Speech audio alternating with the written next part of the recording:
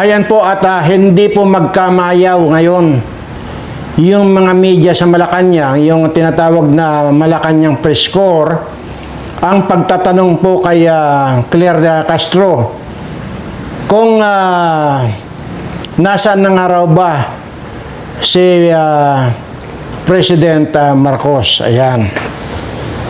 Dahil po kaya po hindi sila magkamayo at nagkakagulo na dahil po doon sa usap-usapan nga at marami na pong nag-uusap-usap na parang wala na raw po si President Marcos. So kaya po hindi magkamayaw na kanya-kanya pong tanungan itong mga membro ng press corps na pagtanungin or i-challenge itong si Claire Castro na magpakita sila or magpakita si Claire Castro ng proof of life.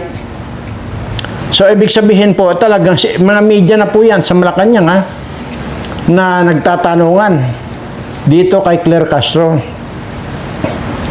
Lalo nga po mayroon pong post itong si Claire Castro na ito raw pong si BBM ay hindi na makatae or hindi na makadumi or sa salitang kanto hindi na raw po makaibak.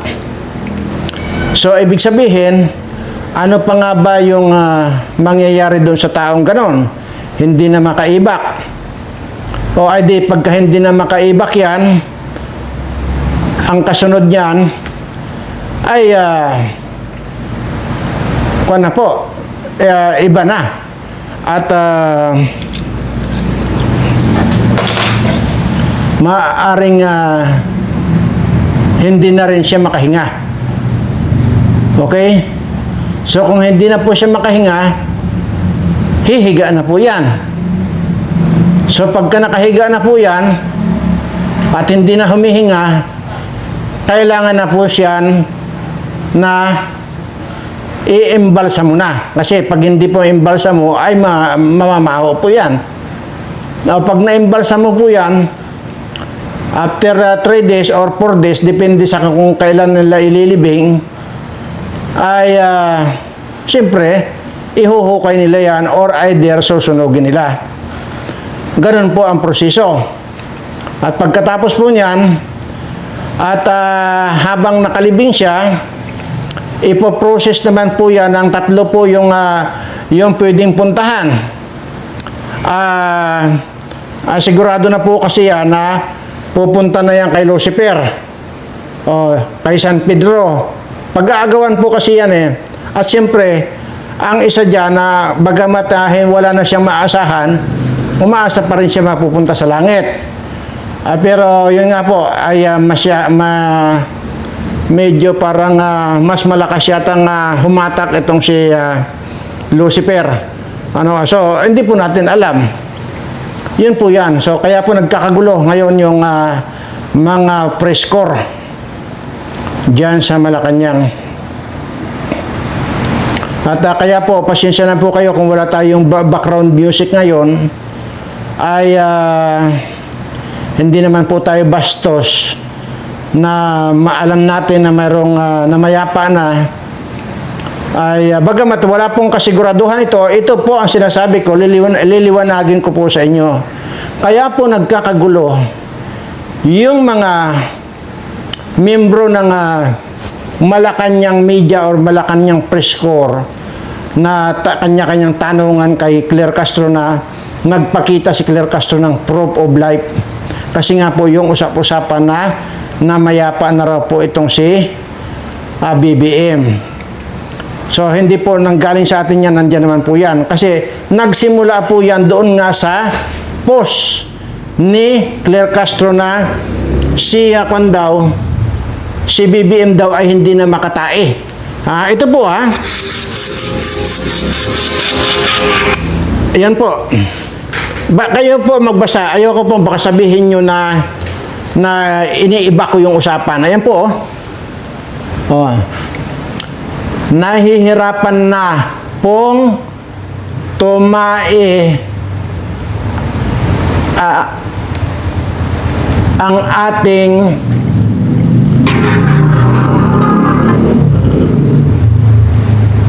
ang ating mahal na Pangulo ayon sa kanyang doktor. O, yan po. So, ibig sabihin, hanggang ngayon po nasa hospital pa. Yan po, Ngayon lang po yan Para po wala kayong masabi sa akin, gusto ko pong maipakita sa inyo yung sinasabi natin dito. Si Claire Castro po ito nag-post. Nahihirapan na pong tumai ang ating mahal na Pangulo ayon sa kanyang doktor. Ayan po. Nahihirapan na pong tumai ang ating mahal na Pangulo ayon sa kanyang doktor. So, ibig sabihin po ay nasa hospital pa rin po siya hanggang ngayon.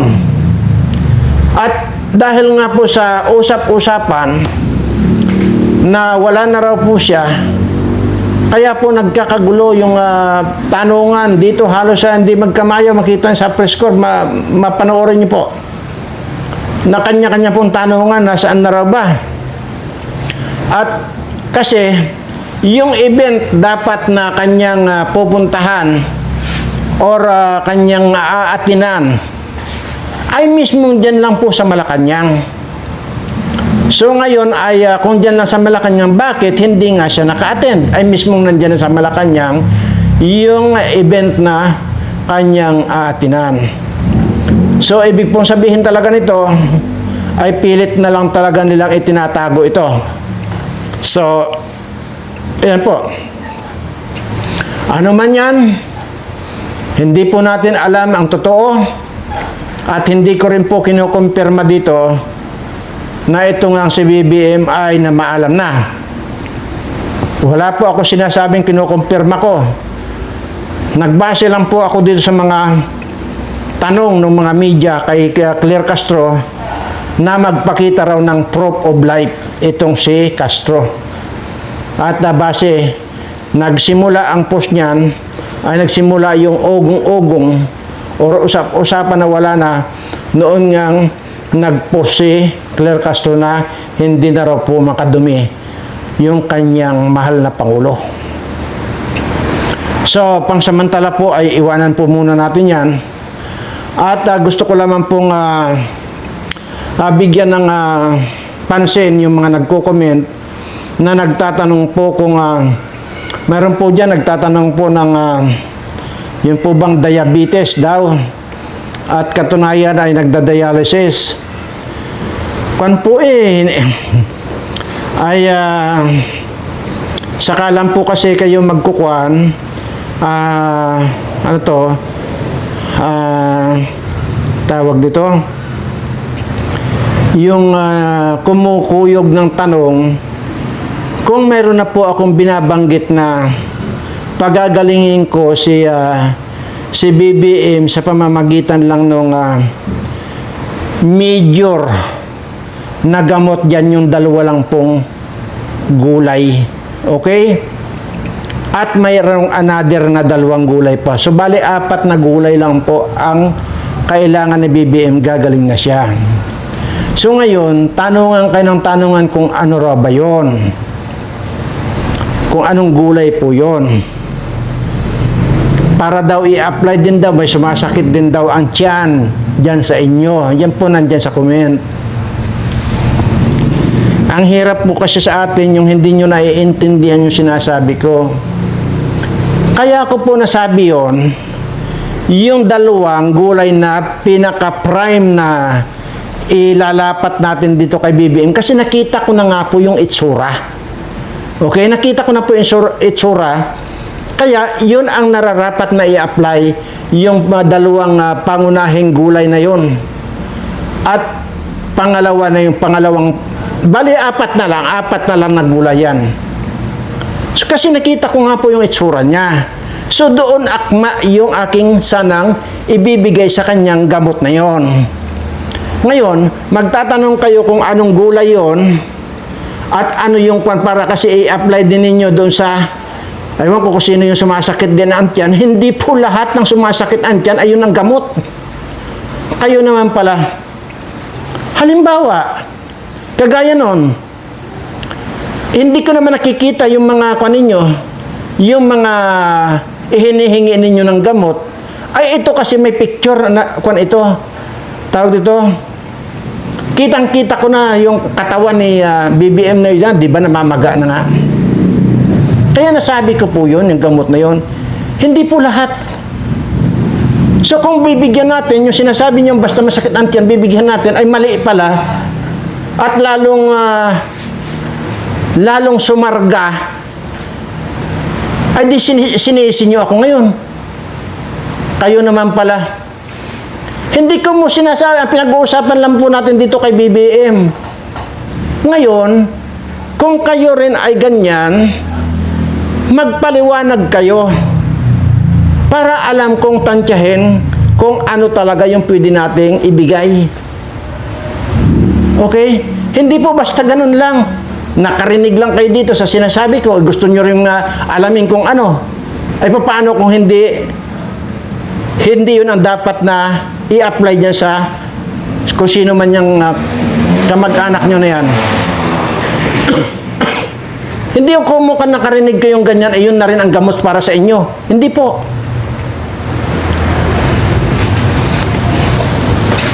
Hirap. Pakiusap daw. At ituro ko rin daw sa inyo yung sinasabi kong gulay na yun na makakakuan dahil sumasakit din daw ang tiyan nung hindi ko alam kung kamag-anak ba. Hindi po ganun. Ngayon, doon sa sinasabi niyong atay, may sakit sa atay, may sakit sa bato, di ba? Sinabi niyo dyan, diabetic. Di ba diniscuss ko na yan dati? Yun po ang problema sa atin ngayon. Kung kailan na kayo nakarinig na ganyan, saka kayo kuyog na nagtatanungan kasamantalang discuss ko, wala po akong kung dyan. Hindi po ako nagdadamot ng kagalingan. Kayo po mismo ang nagdadamot sa sarili ninyo. Bakit? Kasi, kaya nyo pinagdadamutan yung sarili ninyo kasi nga, hindi nyo inaalam yung totoong gamot para sa sarili ninyo. Diniscuss ko na yan dyan. Balikan nyo na yung mga video ko. Kaya sinasabi ko rito, kung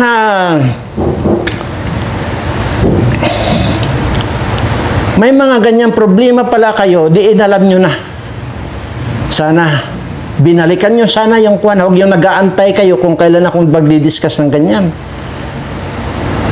Napanood nyo lang itong kay Marcos na sinasabi ko, kuyog na kayo. Hindi po ganun.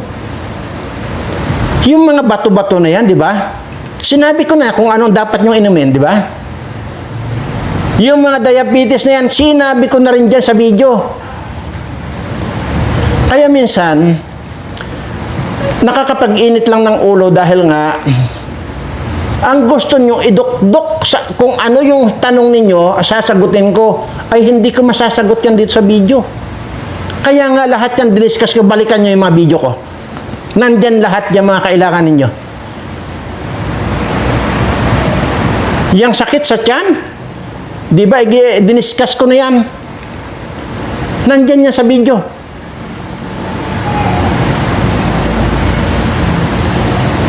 Tulungan ninyo sarili ninyo.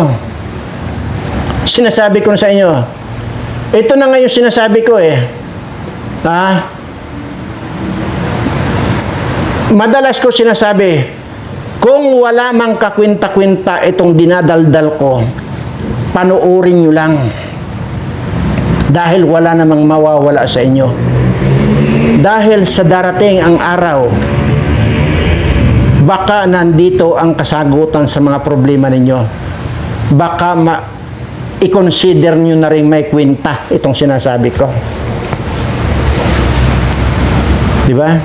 Madalas ko sinasabi, ibinibigay kong hint yan sa inyo. Matagal ko nang ibinibigay na hint. Pero hindi nyo nagigets. Lahat ng mga sakit na ninyo, na mga tinatanong dyan, lahat yan, diniscuss ko na yan dyan. Sa video ko lahat yan. Oh. Mayroon dyan. Ngayon lang na magtatanong. Ay samantalang, hindi nga niya pinapanood yung video. Madalas kong sinasabi yan sa inyo. Pag inumpisahan ninyo ang panonood dito sa walang kakwinta-kwintang video ko, siguraduhin yung tapusin. Kaya wala kayong natututunan, di ba? Wala. Diyan lang sa mga comment niyo, wala kayong natututunan eh. Kaya kung hindi mo lang pinapanood ang video ko, pues wala kang karapatan magtanong kung ano solusyon sa problema mo. Dahil kung sinusubaybayan mo lang ito at pinapanood ng buo, nandyan lahat sa video ko, yung kasagutan sa lahat ng tanong at problema mo. Yun lang yun. Hindi ako po pwede rito paulit-ulit. Mayroon na nga nag-comment yan eh. Baliw daw ako na hindi naman daw ako doktor, nanggagamot ako eh. Hindi po ako nanggagamot. Tingnan nyo itong mga tarantadong mga taong to.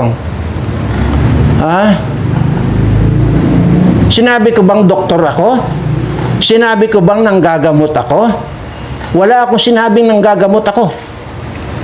Ang sinasabi ko kung kinakailangan na bigyan ko ng gamot at sigurado ako sa sarili ko na makakatulong yung ituturo kong gamot, yun. Pero nanggagamot ako, di sana. Ako sa pamamagitan ng panggagamot. Ay, hindi yan ang linya ko, manggamot. Oh. At sige, hindi ko gustong yumaman sa panggagamot. Dahil ayoko mabahira ng masamang isipin yung mga binibigay sa akin ng ating Panginoon na mga blessings na yun ang nagpayaman sa akin. Kaya hindi ako nanggagamot. Tumutulong ako magturo ng dapat. Kaya nandyan niya sa mga video ko. Narinig nyo lang yung kay Marcos na ituturo kong gamot, ibibigyan ko ng gamot, gagamutin ko. Bumirada na kayo at gusto nyo malaman. Ay kung ibinigay ko, wala nang problema kung ibigay ko sa inyo eh. Ang problema, baka gamitin ninyo, hindi yun ang angkop sa sakit ninyo at nagkamatay kayo, di ako susihan nyo. Mario Joseph, isip-isip tayo. Yung sa bato, yung sa mga atay, diabetes, ano pa? Yung sa baga, nandyan lahat yung itinuro ko na dapat ninyong inumin. Nandyan lahat. Hanapin nyo yan. Kung gusto nyong gumaling, hanapin ninyo. Nandyan sa video ko yan. Hindi tayo paulit-ulit dito. Ganun lang yung kasimple. Ano pa yung mga sinasabi nyo, mga lumpo? Oh, mga na-stroke, mga nagkakukan. Sinabi ko na po yan eh. Sakit sa puso, sinabi ko na ngayon kung ano ang dapat nyong iwasan at dapat nyong kainin. Nandyan niya sa mga videos ko.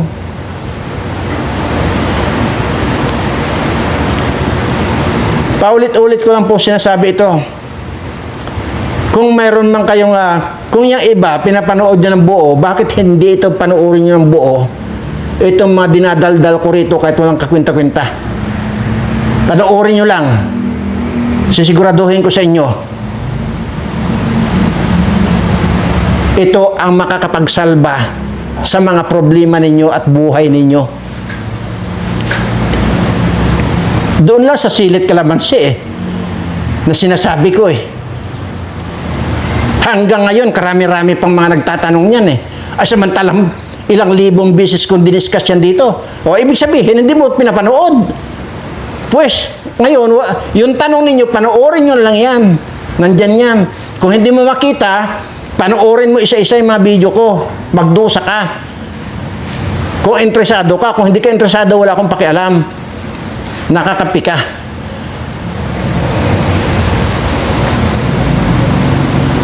Sasabihin pa na kung pa diyan, may magko-comment pa na wala akong karapatang manggamot dahil di naman ako doktor. Bakit? Sinabi ko bang doktor ako? Sinabi ko bang nanggagamot ako? Kung nanggagamot ako, di may clinic sana ako rito.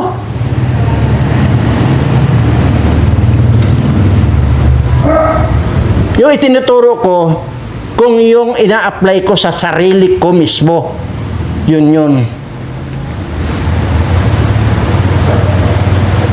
Yung mga sakit-sakitan tiyan, lalo na kung yung mga nangangasim lang yung sikmura mo, nandyan yung sinabi ko. Kung ano yung dapat niyong inumin. At ang sinasabi ko lagi sa inyo, lahat ng gamot dito, lahat ng sakit nandito lang sa paligid dati ng gamot. Nasa inyo na lang yan kung ayaw niyong panoorin. Panoorin nyo yung si Kwan dyan, yung malaking ilong, yun ang panoorin ninyo. Diyan kayo nagpo-focus. Yun si mga Kwan, yung nakalawit ang bibig. Labi, yung nakalawit ang labi, yun ang panoorin nyo. Pero ito, ayaw mong panoorin ng buo, tapos magtatanong ka.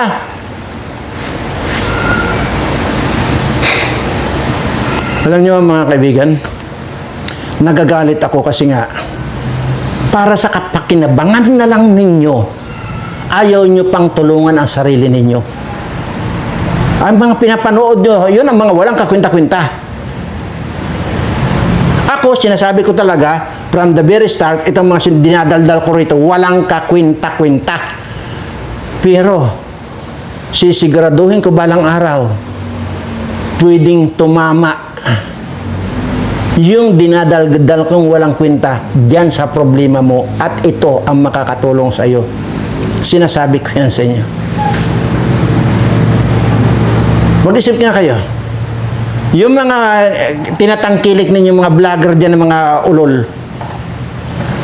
Ako hindi ko kinoconsider na vlogger ako, hindi. Never kong kinonsider ang sarili kong vlogger. Dangan nga lang at vlogger ang matatawag yan, ganyan.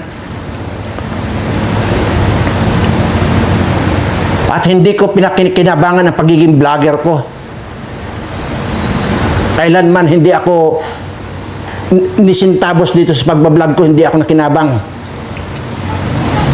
Pero sinasabi ko lahat ng kita rito, hindi ko pa naranasan mag-withdraw. Oo. Tulungan niyo sarili niyo. Sinabi ko lang yung kay Marcos na yan, pwede ko siyang gamutin sa pamamagitan ng aking experience. Hindi ko naman sinabing doktor ako. At ginagarantiya ko naman 1 linggo lang.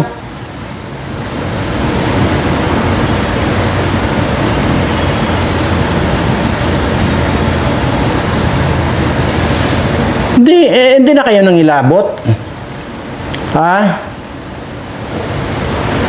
Yung sasabihin niyo pa, tulong ko na lang sa inyo. Kailan ba ako hindi tumulong sa inyo? Di sana noon pa, wala akong sinasabi rito. Di ba't itinuro ko lahat yan? Magmula dyan sa mga guyabano na yan, kung ano-ano pang mga sinasabi ko dyan. Mga malunggay na yan, mga carrots na yan, mga, ay nako, kadami yan.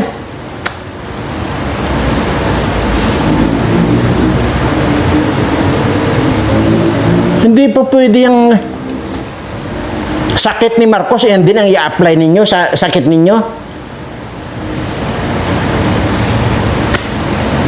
Mariosep, para po sa kaalaman ninyo, hindi ako manggagamot. Hindi ako manggagamot. Pero may kakayanan ako.